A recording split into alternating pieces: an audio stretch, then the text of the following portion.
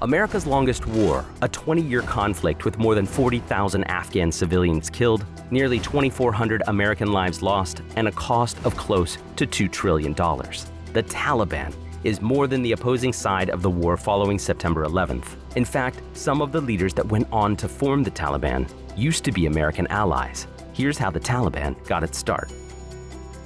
On my orders, the United States military has begun strikes against al-Qaeda terrorist training camps and military installations of the Taliban regime in Afghanistan. I made a commitment to the American people when I ran for president that I would bring America's military involvement in Afghanistan to an end.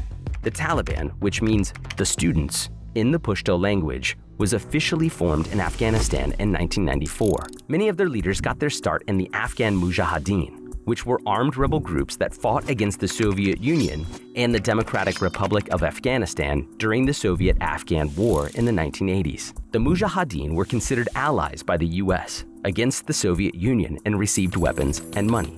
In 1979, the Soviet Union backed communist leaders who staged a coup against Afghanistan's first president, Mohammad Daoud Khan. After being defeated by the Mujahideen, the Soviets pulled out of the country in 1989.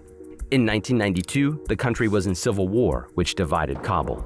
During this time, the Taliban grew, and with a promise to put Islamic values first, the group also grew a following. In 1996, the Taliban declared Afghanistan an Islamic emirate.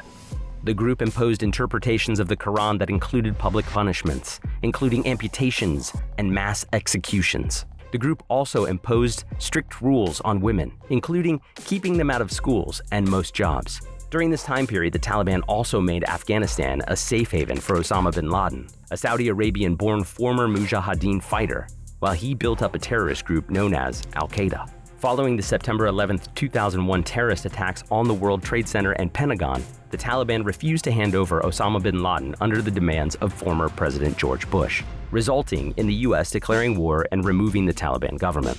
Although they were no longer in control, many of the Taliban's leaders fled to Pakistan, where the group reformed as a guerrilla insurgency. In 2009, President Obama deployed 30,000 additional US troops to Afghanistan in what would be known as the Surge. President Donald Trump made a deal with the Taliban in 2020 and declared that American forces would leave Afghanistan by mid-2021. President Biden has agreed, but suggested that US troops will remain in the country until all US officials are out.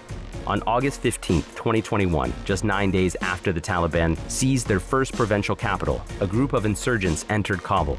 The Taliban has regained control of Afghanistan.